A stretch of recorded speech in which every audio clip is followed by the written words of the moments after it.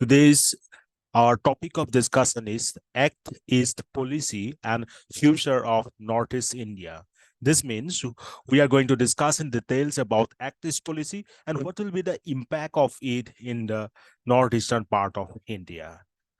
This is going to be a very important question as part of APSC mains point of view, either APSC mains point of view, and most importantly, APSC interview point of view. So Act East policy. This is a proactive turn to look East policy was initiated by Indian government in 2014 November. So it seeks to strengthen economic, political, security, and cultural ties with Southeast and East Asia, with Northeastern region serving as a crucial gateway. So you got it that this Act East policy can be considered as a proactive turn to look East policy, and this was initiated by that India government in November 2014. And most importantly, that what is the objective of this Act East policy is to strengthen not just economic, remember, not just economic, but also security, political, and cultural ties with not only with the Southeast Asian countries, but also with the East Asian countries. So both Southeast and East Asian countries. And what is the major point of major important point here is that the northeastern region is going to serve as a crucial gateway to implement this Act East policy. You can look at this picture. This is how it looks exactly. See, this is our India, this is the East Asian part, and this is the Southeast Asian part.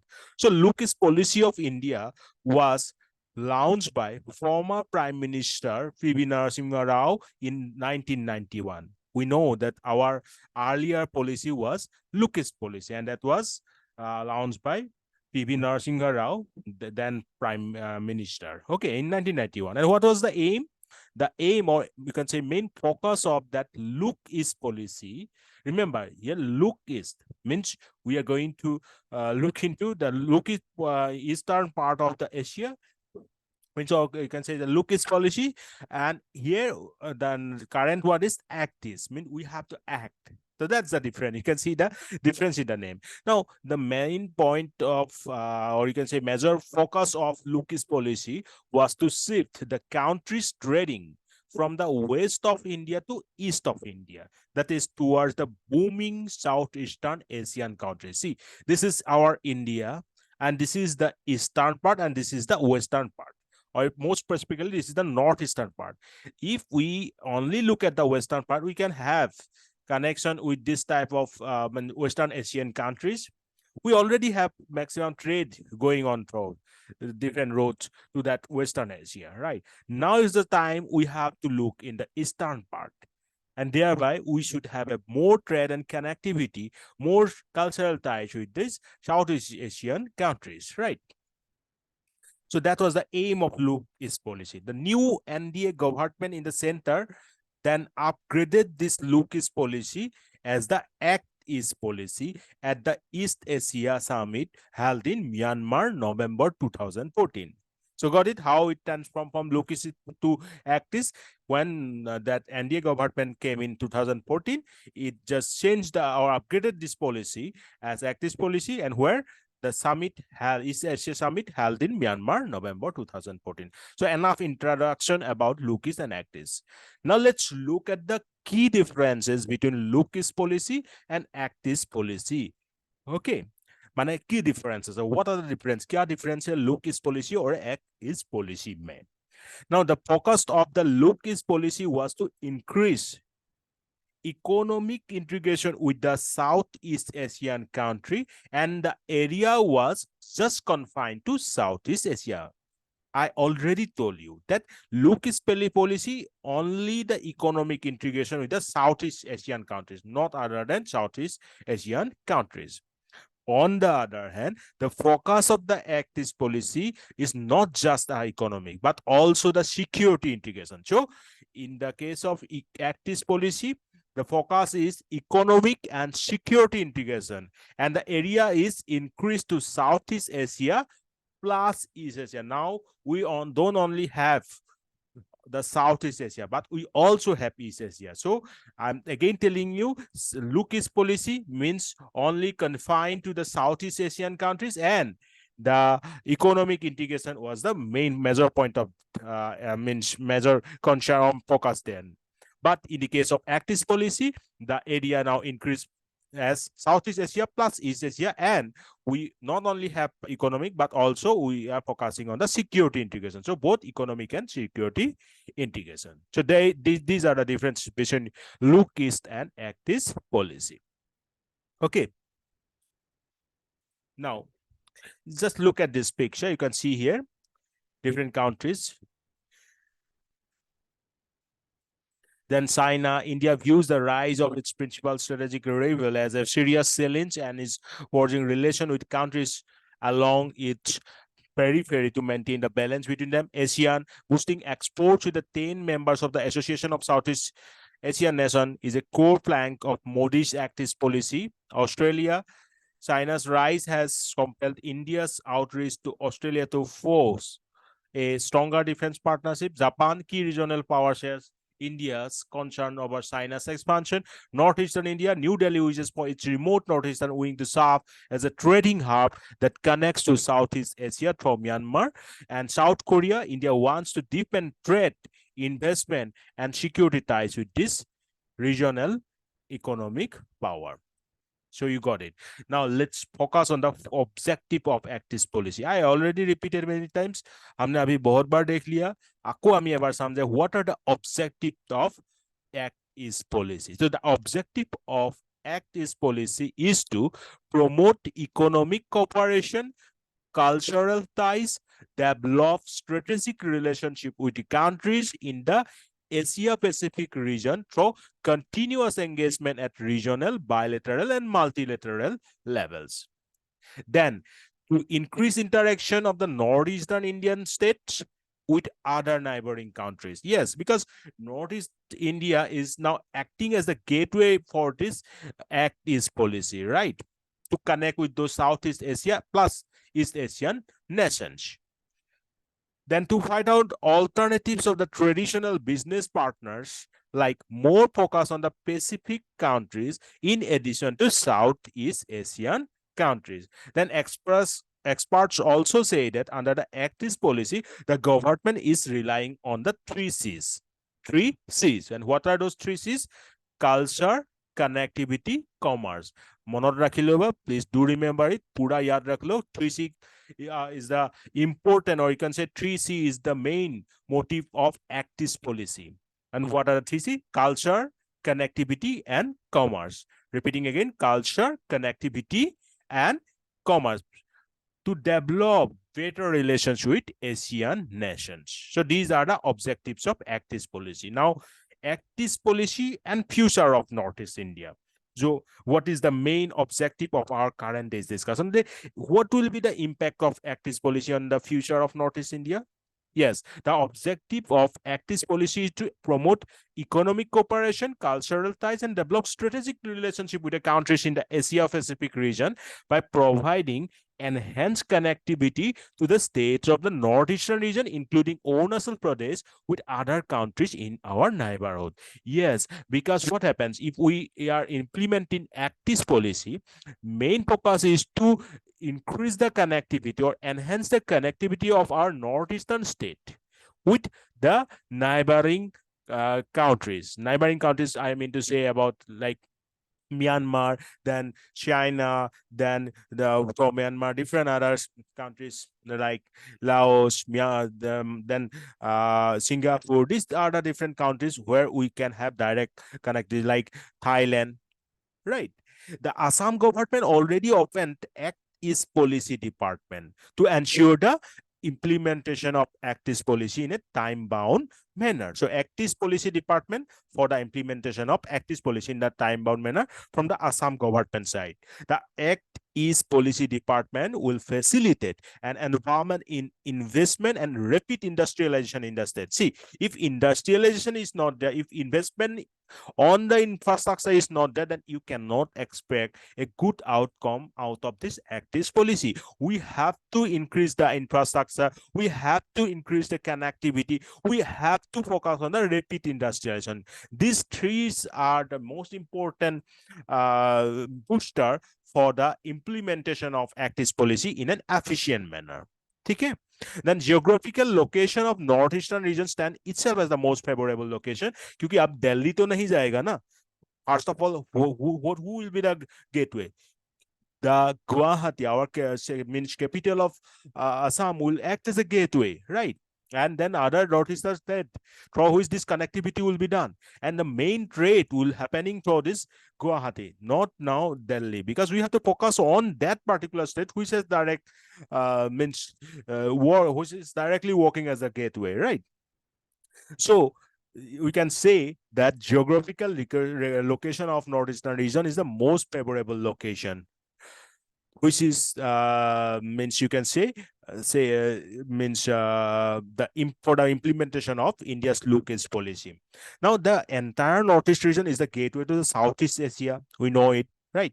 Therefore, the development of the communication infrastructure of the northeastern region very important, so that it can be linked to the neighboring Southeast Asian countries of Bangladesh, Myanmar, Thailand, Malaysia, Vietnam, Bhutan, China. So these things you already get. Now I know that most of you being confused with that, who are the Southeast Asian countries and who are the Asian countries and who are the South Asian countries. Let's have a look on that. See, Southeast is composed of 11 countries. Southeast Asia composed of 11 countries. Which are they? Brunei, Burma, or Myanmar, Cambodia, okay, then Timor, Indonesia, Laos, Malaysia, Philippines, Singapore, Thailand, Vietnam. So these are the Southeast Asian countries. You can see clearly here: Myanmar, Vietnam, Laos, Thailand, Cambodia. Then Myanmar, Vietnam, Laos, they are directly linked to the East Asian country, China. China is not Southeast Asian. China is East Asian country, remember. Okay. Malaysia, Singapore, Indonesia, Brunei, Philippines, East Timor. So these are the Southeast Asian countries, and East Asian countries are China, Japan, South Korea, Mongolia, Hong Kong, North Korea, Taiwan, Macau. So you can see here, these are the East Asian countries: China, Mongolia, right? So just you remember these countries, important countries are China, Japan, South Korea, Mongolia, Hong Kong, North Korea, Taiwan, Macau.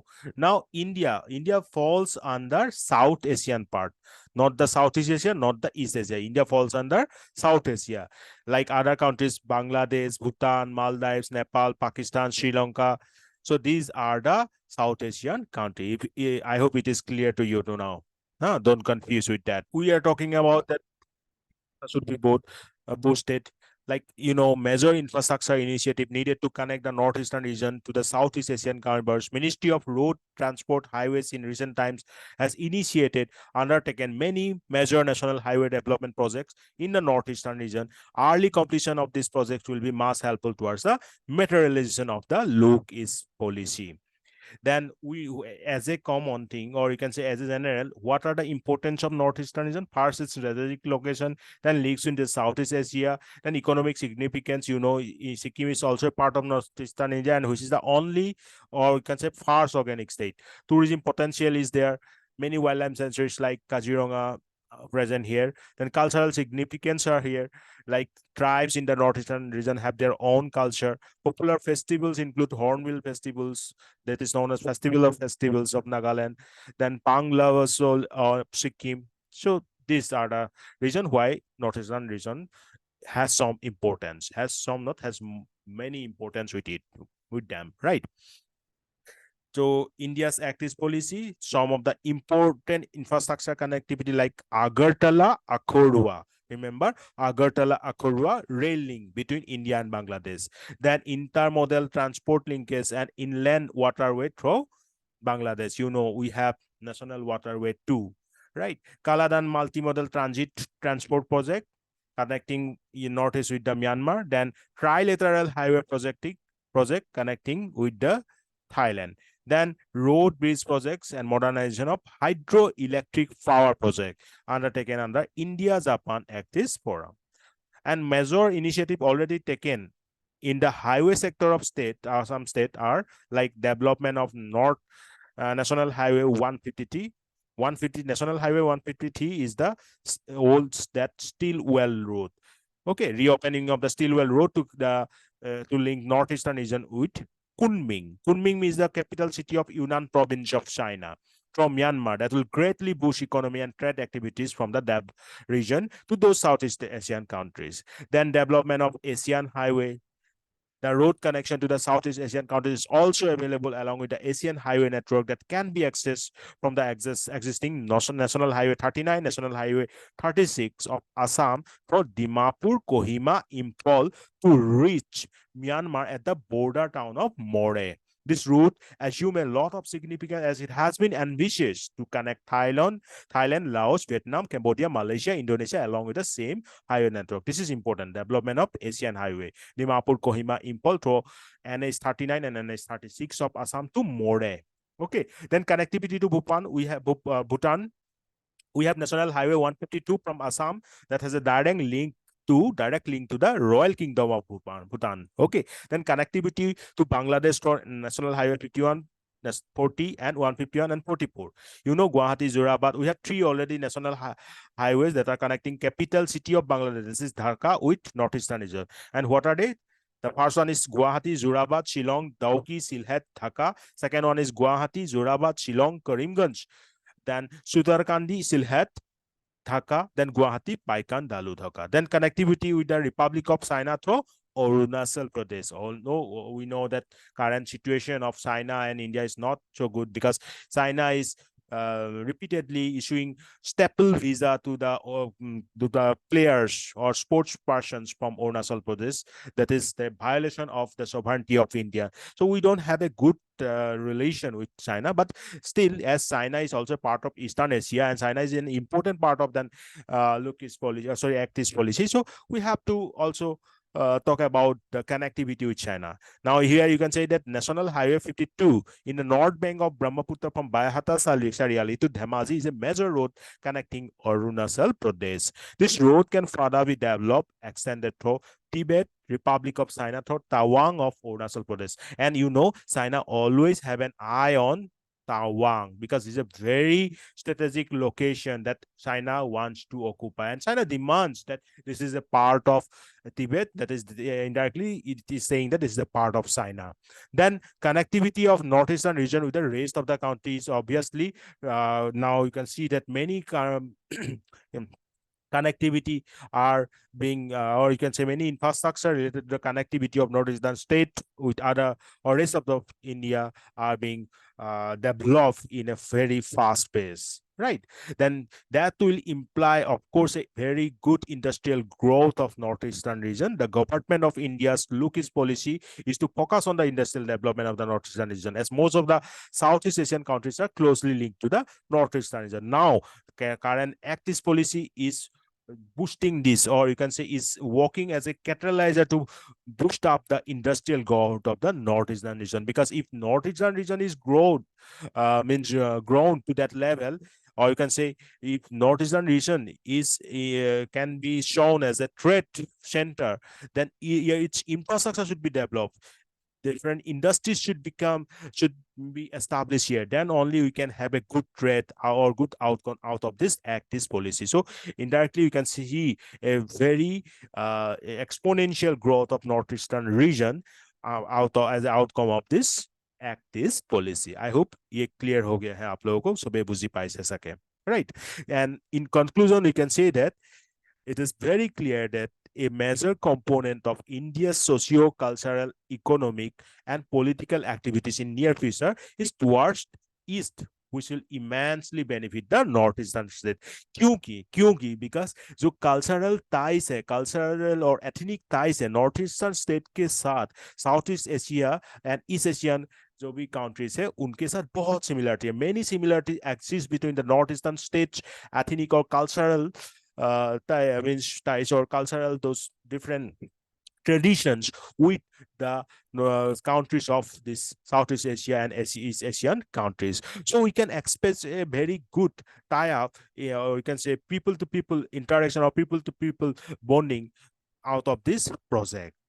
तो इसीलिए हम इसको सिर्फ economic point of view से नहीं देख रहे हैं, हम इसको सोशियो कल्चरल भी बोल रहे हैं. আমি অকল ইকোনমিক বুলি কোৱা নাই, right. This is also a socio cultural economic and then political activities. क्योंकि अगर टाई अप अच्छा रहेगा, if bonding is good, then also we can have a very good bonding और you can say very good international relation with our neighboring Southeast Asian and East Asian countries.